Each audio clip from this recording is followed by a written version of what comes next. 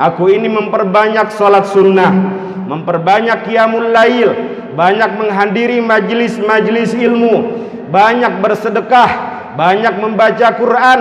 Tidak lain dan tidak bukan untukmu, karenamu. Mudah-mudahan keberkahan Allah, penjagaan Allah subhanahu wa ta'ala diberikan kepadamu. Bahkan tidak hanya anaknya yang akan dijaga oleh Allah, masyarakat sekitarnya pun akan diberkahi sebab orang yang gemar melakukan amal soleh.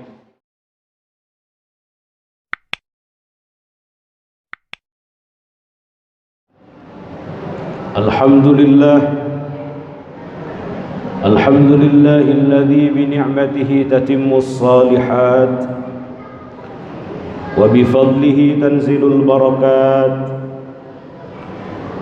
Asyhadu an la ilaha illallah rabbul bariyat wa asyhadu anna sayyidana Muhammadan abduhu wa rasuluhu khairul makhluqat.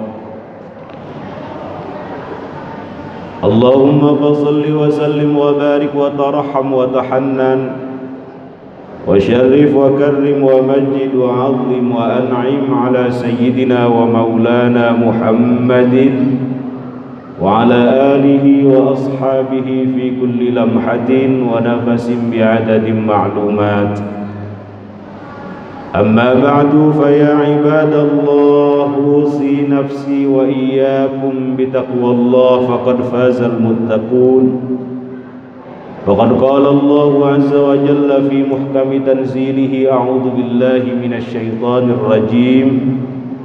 Ya ayyuhalladzina amanu taqullaha haqqa tuqatih wa la tamutunna illa wa antum muslimun.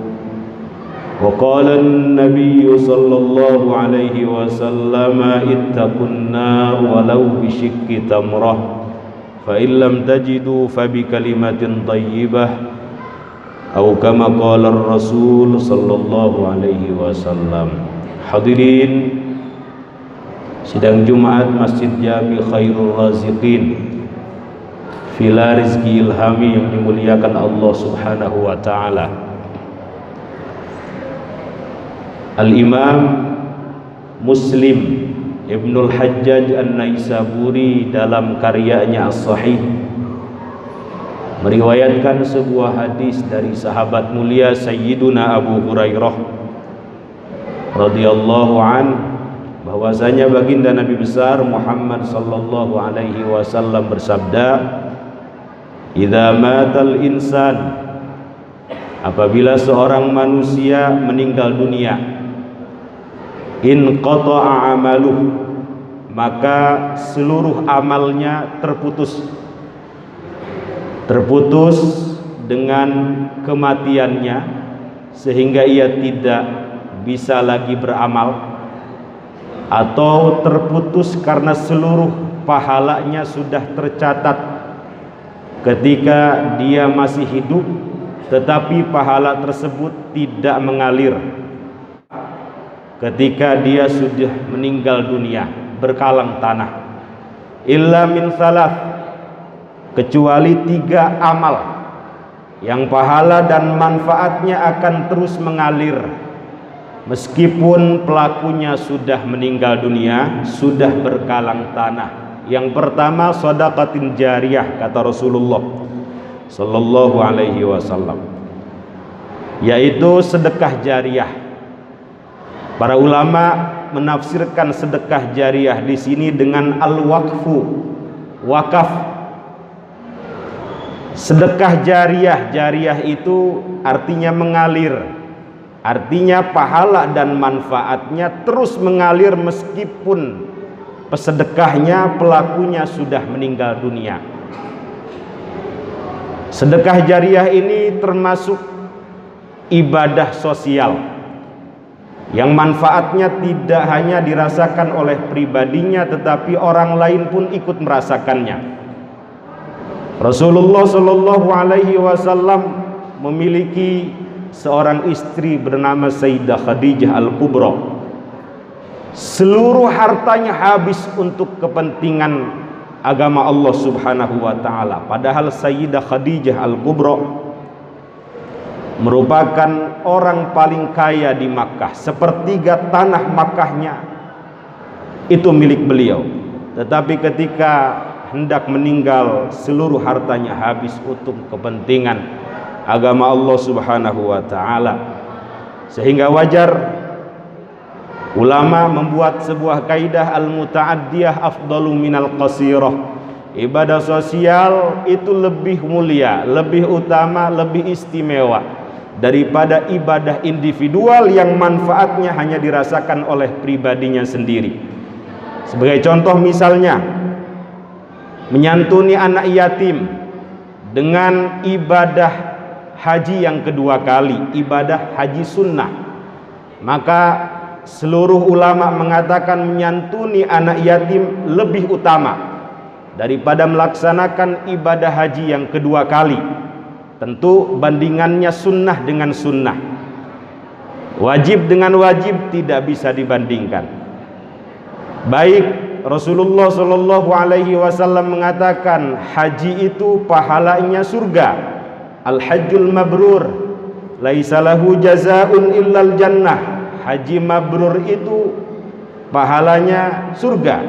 Tetapi kalau mabrur, namun Rasulullah Shallallahu Alaihi Wasallam tidak menjelaskan surganya di mana, bersama siapa, tetapi menyantuni anak yatim dengan jelas. Baginda Nabi besar Muhammad Shallallahu Alaihi Wasallam mengatakan, ana wa kafilul yatim kahataini fil jannah. Saya beserta pemerhati, penanggung anak yatim akan bersama-sama di surga. Tentu surganya Rasulullah Shallallahu Alaihi Wasallam surga eksekutif, super eksekutif, VVIP, surga yang paling tinggi, paling mulia, paling istimewa. Sehingga ulama mengatakan ibadah sosial lebih utama daripada ibadah individual. Nabiullah Ibrahim alaihi salatu wassalam diangkat derajatnya, dijadikan oleh Allah Abul Anbiya, Khalilur Rahman, banyak keturunannya menjadi orang-orang soleh, para nabi. Di antara alasannya, di antara amalnya, karena beliau gemar bersedekah. Beliau tidak mau makan kecuali ada tamu yang mendampinginya. Bahkan ketika tidak menemukan tamu, beliau rela berjalan bermil-mil hanya ingin makanan yang dimasaknya disantap oleh orang lain. Beliau diangkat derajatnya karena mau berderma, bersedekah kepada hamba-hamba Allah Subhanahu wa taala. Sehingga begitu besar keistimewaan sedekah ini, bahkan bisa memadamkan murka Allah. Baginda Nabi besar Muhammad sallallahu alaihi wasallam mengatakan, inna sadaqah la tudfi'u ghadabar rabb wa tadfa'u mitatassu. Sedekah ini dapat memadamkan kemurkaan Allah, menghapus kemurkaan Allah, wa tadfa'u mitatassu, dan dapat menghindarkan pelakunya dari kematian yang buruk, kematian yang su'ul khotimah. Sehingga orang-orang dulu, orang-orang soleh dulu, ketika datang orang yang meminta sedekah, datang orang yang fundraising, datang orang yang menggalang dana, disambut dengan sukacita, disambut dengan baik. Marhaban, kata mereka, biman yahmilu zadana ilal akhirah. Selamat datang wahai orang baik, selamat datang wahai dermawan yang dengan ikhlas mau membawakan harta kita dengan gratis untuk pembekalan kita, untuk bekal kita di akhirat nanti. Begitulah orang-orang soleh dahulu. Rasulullah Shallallahu Alaihi Wasallam pun menggalang dana. Bagaimana beliau ketika Madinah saat itu terkena paceklik sehingga mereka kesulitan mendapatkan air bersih. Siapa, kata Rasulullah, yang mau membebaskan bi'ru raumah ini, sumur raumah ini? Aku jamin dengan surga. Sehingga saat itu Sayyiduna Utsman Sayyiduna Utsman ibnu Affan mengatakan, saya wahai Rasulullah sallallahu alaihi wasallam yang akan membebaskan Bi'ru Raumah tersebut. Ini yang pertama, sedaqatin jariyah. Yang kedua, au ilmin yuntafa'u bihi, ilmu yang bermanfaat, yang dimanfaatkan. Kenapa ilmu yang dimanfaatkan akan terus mengalir manfaat dan pahalanya? Karena dengan ilmu orang bisa mengenal Allah. Dengan ilmu ibadah seseorang diterima. Dengan ilmu orang bisa khusyuk ibadahnya. Dengan ilmu orang bisa mendapatkan perjalanan yang benar, tidak sesat. Dengan ilmu masjid ini bisa makmur. Dan bahkan baginda Nabi besar Muhammad sallallahu alaihi wasallam pun diutus sebagai muallim, sebagai pengajar. Innallaha, kata beliau, lam yab'atsani mualliman wala muta'annitan, walakin ba'atsani mualliman muyassiran. Sesungguhnya Allah tidak mengutus aku sebagai orang yang keras kepala, sebagai orang yang suka memaksakan kehendak orang lain, tetapi aku diutus oleh Allah subhanahu wa ta'ala sebagai pengajar yang memudahkan banyak orang. Sehingga wajar kemuliaan seorang muallim ini didoakan oleh Allah, oleh para malaikat, oleh seluruh makhluk yang ada di alam semesta ini. Beliau mengatakan, innallaha wa malaikatahu wa ahlas samawati wal ardin hatta namlah fi juhriha la yusalluna ala muallimin nas al khair. Sesungguhnya Allah, para malaikat, seluruh makhluk yang ada di langit dan bumi, sampai makhluk yang ada di dalam bumi sekalipun, di bagian laut terdalam sekalipun, itu mereka terus menerus bersolawat, mendoakan, beristighfar untuk orang-orang yang menunjukkan kepada orang lain kebaikan. Mereka bersolawat kepada orang-orang yang menyampaikan ilmunya untuk agama Allah subhanahu wa ta'ala. Hadirin sidang Jumat yang dimuliakan Allah subhanahu wa ta'ala. Yang ketiga, awwaladin salihin yad'ulah, seorang anak yang soleh, yang berbakti kepada orang tuanya dan selalu dan terus menerus mendoakan mereka. Setiap orang mendambakan anak-anaknya, putra-putrinya menjadi soleh dan solihah. Bahkan para nabi sekalipun khawatir tidak memiliki anak yang soleh dan solihah. Khawatir tidak ada dari keturunan mereka yang mampu melanjutkan estafet kenabian, estafet kerasulan, keulamaan. Sehingga Nabiullah Ibrahim tak henti-hentinya berdoa, Rabbi habli minas solihin, ya Allah anugerahkan kepadaku keturunan yang termasuk orang-orang soleh. Padahal istrinya didiagnosa sulit memiliki anak, tetapi beliau tidak putus asa memohon kepada Allah. Dikabulkan lahir Nabiullah Ismail alaihi salatu wassalam. 14 tahun kemudian lahir Nabiullah Ishaq alaihi salatu wassalam. Nabiullah Zakaria pun tak henti-hentinya memohon kepada Allah agar diberikan anak yang baik. Direkam doa beliau dalam Quran, Rabbi habli min ladunka dzurriyyatan thayyibah innaka sami'ud du'a. Ya Allah, anugerahkan kepadaku dari sisimu keturunan yang baik.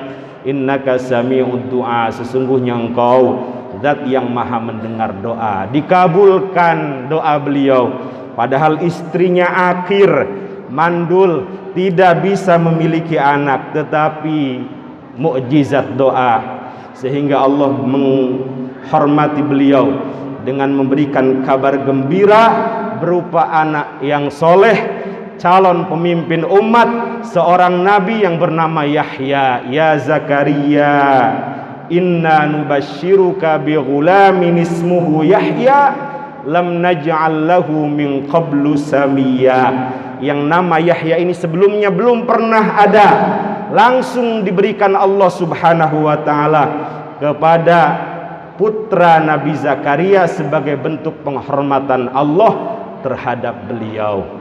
Hadirin sidang Jumat yang dimuliakan Allah. Kata para ulama, untuk memiliki anak yang soleh, selain lingkungan, pergaulan, dan seterusnya, juga yang lebih penting adalah keadaan orang tua itu sendiri. Mereka mengatakan solahul aba sababun li solahil abna. Kesolehan orang tua, baiknya orang tua itu menjadi sebab terbesar solehnya, baiknya seorang anak. Bahkan solehnya orang tua tidak hanya berpengaruh pada kesolehan seorang anak, tetapi Allah akan menjaga, memberkahi anak tersebut, keturunan orang soleh tersebut. Dalam Al-Quran surat Al-Kahf diisyaratkan, Allah subhanahu wa ta'ala berfirman, wa ammal jidar fakana li ghulamaini yatimaini fil madinati wa kana tahtahu kanzul lahuma wa kana abuhuma salihah. Ketika Nabiullah Khidir alaihi salatu wassalam datang ke satu kota, di sana ada bangunan milik anak yatim yang akan roboh. Beliau tegakkan. Kenapa beliau tegakkan? Karena di dalam rumah itu ada kanzun, ada harta yang begitu banyak. Sebagian ulama mengartikannya dengan ilmu Allah, harta tersebut ilmunya Allah. Kenapa dijaga melalui Nabiullah Khidir alaihi salatu wassalam? Terusan ayatnya, wa kana abuhuma salihah. Karena dulu buyutnya itu orang yang gemar melakukan amal soleh. Para ulama tafsir mengatakan jarak dari anak yatim tersebut sampai buyutnya 7 tingkatan. Ada yang mengatakan 8 tingkatan. Ada yang mengatakan sampai 10 tingkatan. Sejauh itu masih dijaga oleh Allah subhanahu wa ta'ala, sebab orang tua yang gemar melakukan amal soleh. Sehingga ulama zaman dulu beramal itu diniatkan untuk anaknya. Ada seorang kibarut tabi'in, ulama pembesar tabi'in bernama Al-Imam Sa'id ibn Musayyab. Ketika selesai melakukan sholat, memanggil anaknya, ya ibni, wahai anakku tercinta, la azidanna fi salati min ajlik raja'an an uhfadha fik.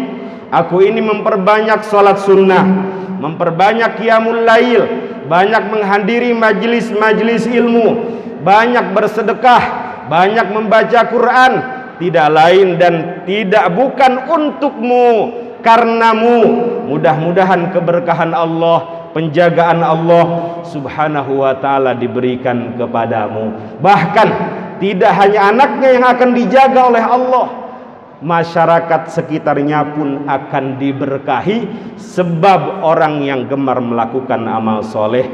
Al-Imam Muhammad ibnul Munkadir mengatakan, innallaha la yahfadhu birrajulis salih waladahu. Sesungguhnya Allah subhanahu wa ta'ala akan selalu dan terus menerus menjaga sebab orang tua yang soleh, sebab orang yang gemar melakukan amal soleh. Siapa yang dijaga? Waladahu, yang pertama anaknya, wa walada waladihi, yang kedua anak daripada anaknya, yang ketiga wa qaryatahu allati huwa fiha, kampung di mana dia tinggal, yang terakhir wadduwairatil lati haulaha, masyarakat sekitar di mana dia tinggal. Yang soleh satu yang mendapatkan keberkahan penjagaan dari Allah subhanahu wa ta'ala satu kampung. Mudah-mudahan khutbah singkat ini memberikan stimulus kepada kita, semangat kepada kita untuk melakukan amal yang cerdas, amal yang manfaatnya lama, sehingga manfaat dan pahalanya terus mengalir meskipun kita sudah meninggal dunia, meskipun kita sudah berkalang tanah, sehingga kita menemui Allah subhanahu wa ta'ala dalam keadaan Allah ridha terhadap kita, dalam keadaan Allah rela terhadap kita. Amin amin ya rabbal alamin. Barakallahu li wa lakum fil Qur'anil azim, wa nafa'ani wa iyyakum bima fihi minal ayati wa dzikril hakim, wa taqabbala minni wa minkum tilawatah, innahu huwas samiul alim.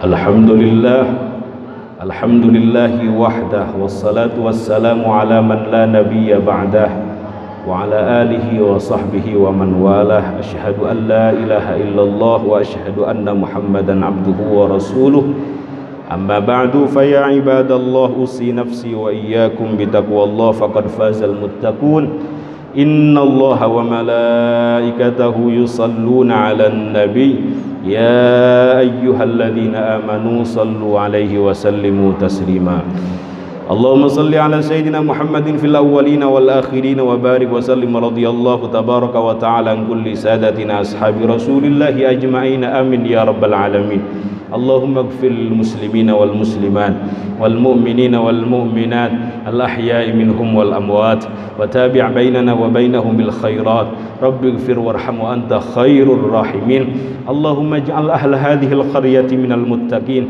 اللهم اجعل أهل هذه القرية من الصالحين اللهم اجعل أهل هذه القرية من المصلين الذين يعبدونك ولا يشركون بك شيئا برحمتك يا أرحم الراحمين ربنا آتنا في الدنيا حسنة وفي الآخرة حسنة وقنا عذاب النار والحمد لله رب العالمين وأقم الصلاة